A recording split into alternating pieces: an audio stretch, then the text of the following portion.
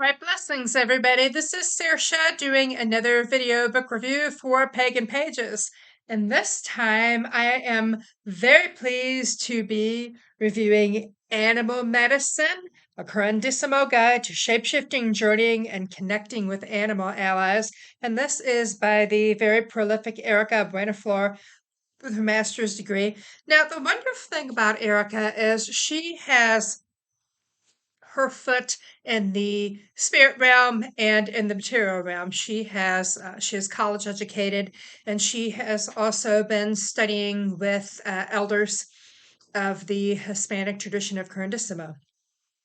And she's done shamanism studies, but she's not done them in the way that white people do, with other white people who have no connection with those communities. She has blood ties with those communities, and she is an authority on these things. I'm going to read her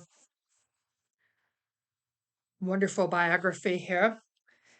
She has a master's degree in religious studies with a focus on Mesoamerican shamanism from the University of California at Riverside. A practicing curandera for more than 20 years, descended from a long line of grandmother curanderas. She has studied with curanderas in Mexico, Peru, and Los Angeles, and gives presentations on many things, including at UCLA. She lives in California. You can also type in her name online, and she is good enough to put some free educational videos on YouTube. You can look her up and see anything you want to.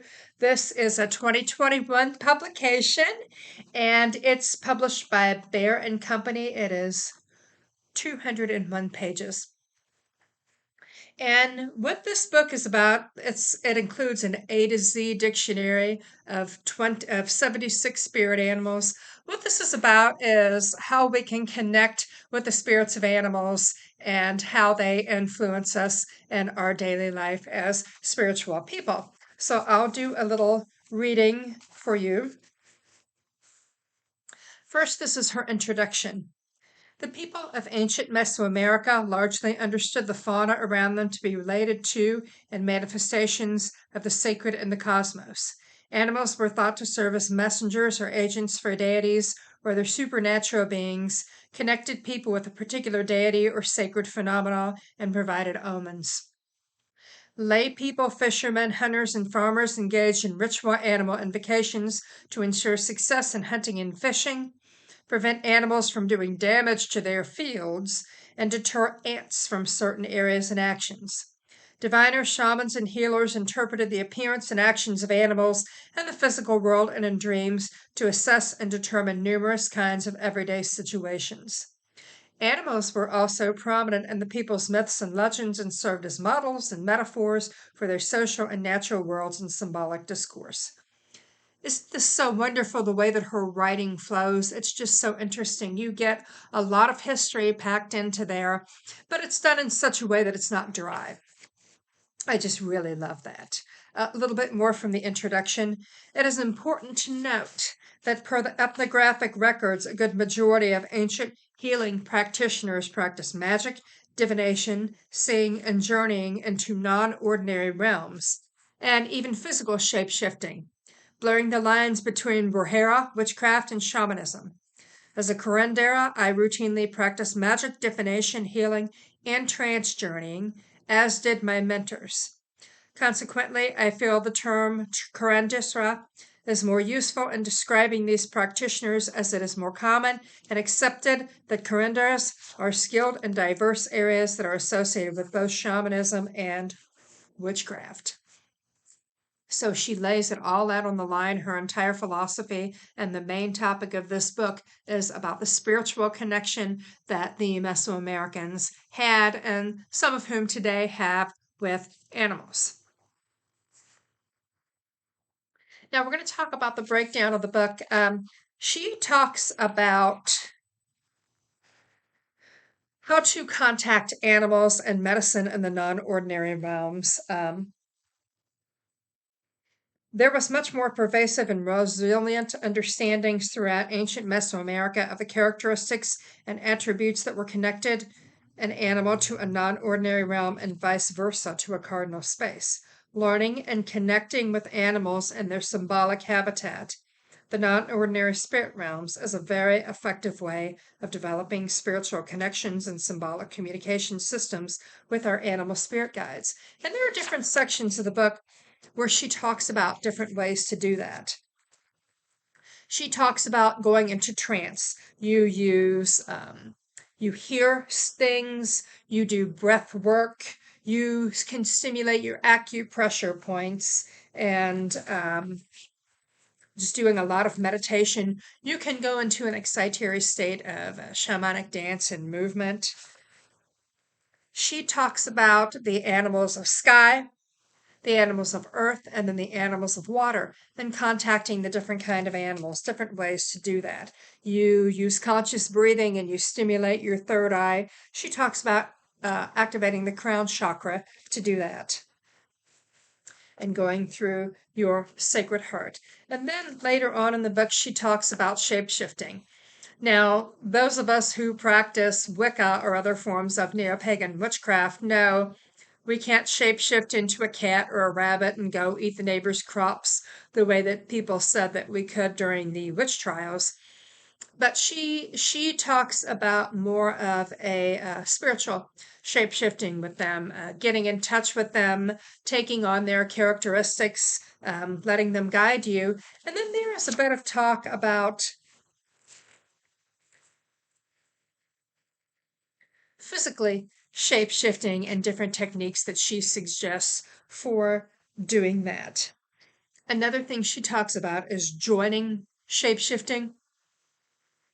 And that is when we use our soul animating energies to project our consciousness into a physical animal. Now, I knew an old witch that said that she was able to meditate and see through the eyes of one of her spirit creatures. So those are some wonderful techniques that she talks about for doing that. She talks about how you can communicate with them symbolically. You familiarize yourself with them, and then you develop intuition to unite with them, and you practice shamanic dream work. And she also suggests doing automatic writing. That is a technique of divination that people will use. You go into trance, and you have your pencil and your paper, and you completely relax, and you put your hand down, and you just wait for the writing to start on its own. That's a really good technique for any form of divination. Now we get to part 2. I'd say about 2/3 of the book is Animal Allies A to Z.